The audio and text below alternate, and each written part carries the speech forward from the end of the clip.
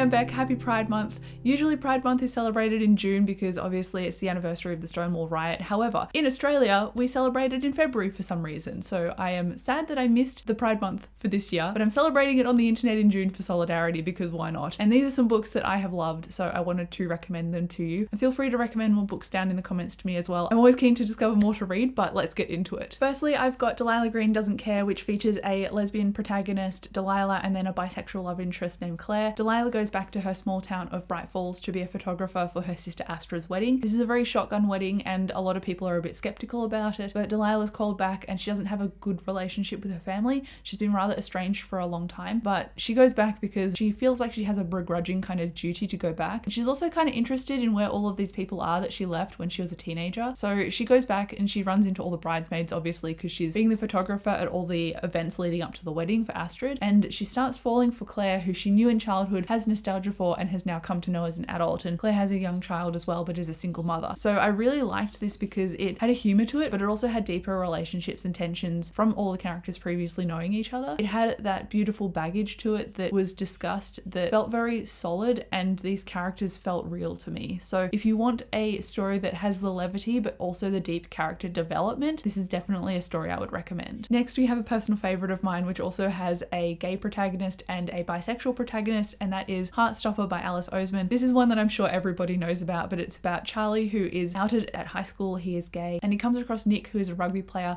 They form a friendship, and Nick starts having these feelings that he didn't realize existed before Charlie, and so he starts questioning his identity as well. This is a great story that is very wholesome. It does have bullying in it, but it's not centered as the main focus. The focus is the friendships of these characters and understanding your identity in a safe space. And I loved the friendships in here, the queer friendships and the found family. It was beautiful, and the Netflix adaptation is just really sweet as well. So if you want something sweet and wholesome and also cute and funny, this is definitely one that I would highly recommend because I have reread it countless times and it's just one of my solid favorites. Next up, we have The Atlas 6 by Olivia Blake, which does have a bisexual protagonist in there. There's queer relationships as well. Queerness is kind of a thing in these books that is not heavily discussed as the important parts, I guess, or the focuses of people's identity, but it is in there as like an addition. So it's just naturally assumed to be part of the story rather than a major plotline or focus, which I actually really like. It's just assumed that it's accepted in this world, so it's just nice to see. But The Atlas 6 is a darker fantasy story. It's a dark academia story where the characters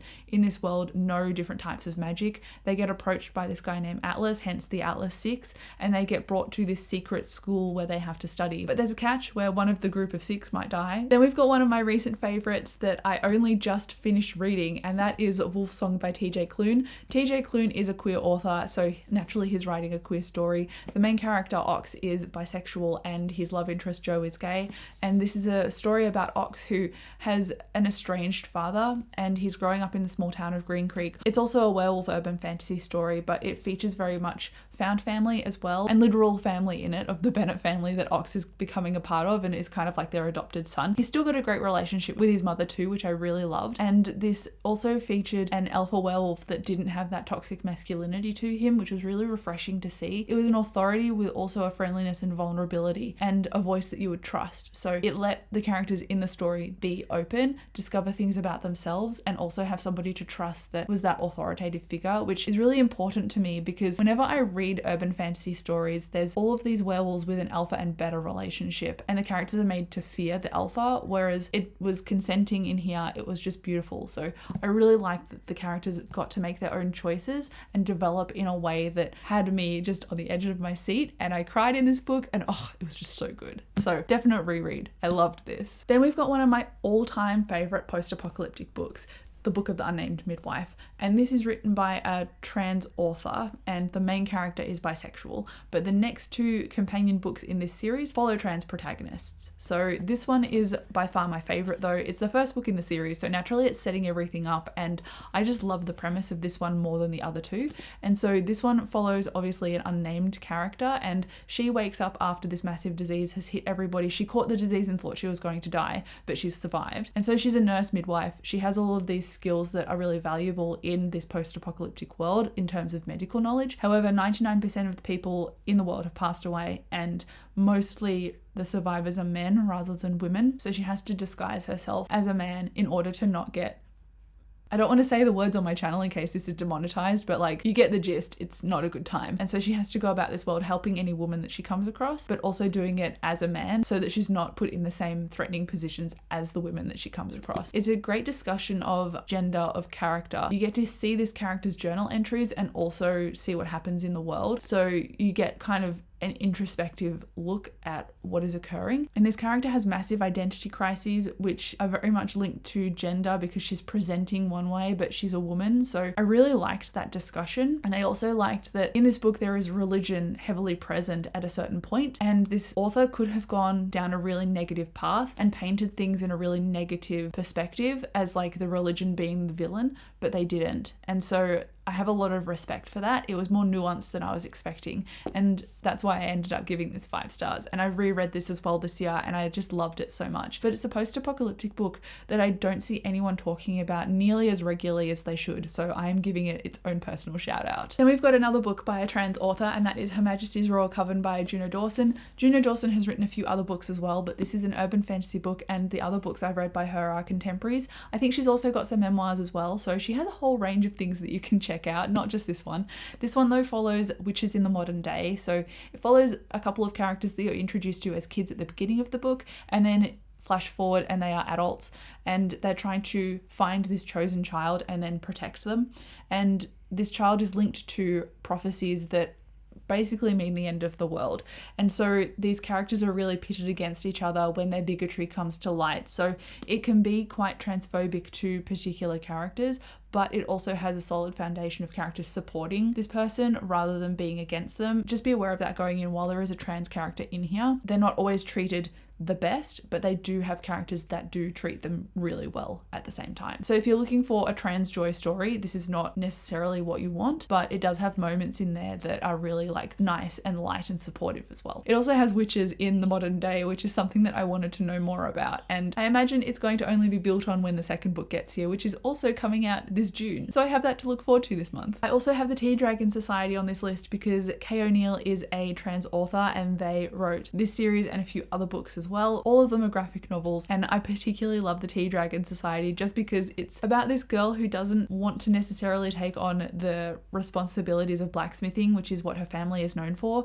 And while she's out in town one day, she discovers this little tea dragon getting attacked by these creatures, and she saves it and brings it back. And this dragon is the property of somebody nearby. So she returns this little dragon and then learns the art of making tea from the tea dragons. And it's just the most wholesome thing, but it also talks about, again, her growth and understanding as she gets older of responsibility and learning new skills. And it's just beautiful and so cozy and safe. And so I would really recommend this because it's just, it's so wholesome. And I've got another one on here that has a non-binary protagonist that you would probably see in a lot of recommendations videos because it is Prayer for the Crown Shy by Becky Chambers. And this is a story about, again, a tea monk. I don't know where the theme of tea came from all of a sudden, but this tea monk, they don't really find satisfaction anymore in their job and they want to try new things, but they're not really sure how or what those new things might entail. And so one day they go off the beaten path and they take their wagon with them. They just go off in literally another direction and they run into this robot, and robots up and left their society over 100 years ago. And so coming across this robot is a massive shock for this character. And it chronicles the robot and this monk trying to understand each other and bridge their cultural and physical differences so that they can travel together and just have discussions about their understandings of the world and the universe. And Becky Chambers really does this in a beautiful way across all of her work. And all of her work that she's written is queer. So I would highly recommend her just as an author in general. She writes very cozy but safe fantasy and sci-fi that is really representative of people's psyches and existentialness in the sense of understanding your place in the world and how the world can benefit you and you can benefit the world. It's very spiritual in a way, and it's also very relaxing. So that's why I really liked Prayer for the Crown Shy, but it's not my favorite work of Becky Chambers. So I would recommend reading her just in general because I think no matter what you're looking for, you'll find something that you can like. Which leads me very neatly into talking about The Long Way to a Small Angry Planet, which I have a separate review for. So if you want more information, you can find it there. It's spoiler free, so you don't need to worry, but this is a space opera story about characters characters who are on a ship and they punch wormholes through space, so they make it easier for others to travel, but they have to go on the long haul first. So they go from point A to point B, punch a wormhole from point B all the way back to point A, and it creates a shortcut for other people. But because they are on this long haul in the first place, obviously it creates a great starting point and a nurturing point for found family to develop, and that is very much the case here. It's also sapphic, and the main character is named Rosemary. She's trying to escape her past life, and then she gets on board the Wayfarer and they go on this massive long haul to punch wormholes through space. So because she's been hired and they don't really know that she's got this backstory to her, and she's also learning about the humans on the ship but also the aliens as well, it's this great cornerstone of knowledge and this catalyst for discussion and bridging gaps between people, and I just loved it. Another sapphic book is Astrid Parker Doesn't Fail, which is the sequel to Delilah Green Doesn't Care, and it follows Astrid, who is the bride in the first book, and obviously things happen with the wedding because now we are into Astrid's story instead. And this follows Astrid, who's trying to put her life back together, and she runs across this woman who is in town to do up this nearby lodge, and she doesn't treat this woman very well when she runs into her in a coffee store, and the woman accidentally spills the coffee all over Astrid. So they already start as this kind of enemies version of themselves, and then they become obviously enemies to lovers, enemies to rivals to lovers in a way. And so I really liked that breaking down of, hang on a second, all these realizations are occurring, I need to break myself down and build myself back up again in a more healthy way. That's what I loved most about this. And also because it's a romantic comedy, it's great to just read for some levity, but it has that depth of character to it as well. I feel like this one is also sapphic, but it's about a girl and a non-binary person who have a romance. It is called Mooncakes, and this is about a witch named Nova who one night hears about this white wolf who has returned to town, and when she ventures into the forest to find this white wolf, she realizes that the white wolf is a werewolf named Tam, and Tam is her old love interest who left town, and they are obviously now back. And Tam is found battling a horse demon, and so Nova brings them back and kind of restores them a little bit to health, and they have a discussion. And so it's based on a nostalgic relationship that they were growing up as kids, and now it turns into a romance, but obviously it's a bit magical, so it's kind of in a similar ballpark to the Tea Dragon Society, where it's a cozy fantasy, but it also has the romance at the heart of it, which is a really sweet story, and I really enjoyed it. So that's why I put it on this list too. Next up, I also have a, I believe, non-binary author, Casey McQuiston. This is I Kissed Shara Wheeler. I wanted to talk about this one, whereas I do love the other books that Casey McQuiston has written, namely Red, White and Royal Blue, which is one of my absolute favorites, and One Last Stop as well. Check those out too. They are adult, but this is young adult. And the premise of this story is one day our protagonist, Chloe, is kissed by Shara Wheeler, and it turns out these other boys are also kissed by Shara Wheeler, and then Shara Wheeler disappears but leaves them a whole bunch of clues in order to find her, and it's just this elaborate scheme basically. Shara kind of wants attention, I think, and also a kind of cry for help, but she also has seen all the interplays between these characters and wants to bring them together somehow. So she kisses all of them and disappears, and they all band together to find her. So Shara is obviously bisexual, but Chloe is a lesbian, but now they're going after her. It's kind of like a mystery romance, I suppose. It also has a beautiful moment of a character becoming aware that they're non-binary, and there was a beautiful moment in here that had that coming out scene, and I haven't seen a character come out as non-binary in a story before, and that's really what sticks this in my memory because it was just beautiful and lovely. So this is one that I wanted to recommend because even though it's young adult and I don't often read a lot of young adult, I think it's important to read. And then lastly, we've got two books that feature polyamory, healthy polyamory, not competitive cheating polyamory, which is very different to me. I don't like the cheating one. I like the healthy one.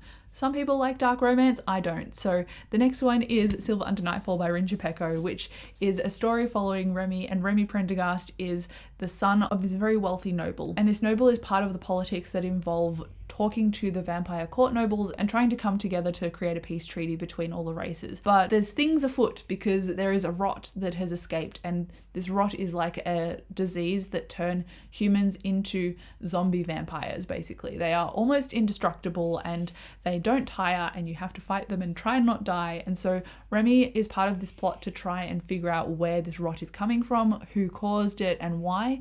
And while he's doing this, he runs across two royal court vampires, and they become that kind of poly trio together. And I really loved it. It is male, male, female, by the way. And then I've also got another one, which is Memory of Souls. This is the third book in the Chorus of Dragons series, and coincidentally I also gave this 5 stars, but the first book follows Kieran, and in in this story we've got Kieran, Janelle and Teraith, and those are the three characters that it is kind of hinted that they will become a throuple throughout the first two books, and it's very heavily implied, but this book really confirms it. And so Kieran is that like chaotic bisexual protagonist, so this is male female as well.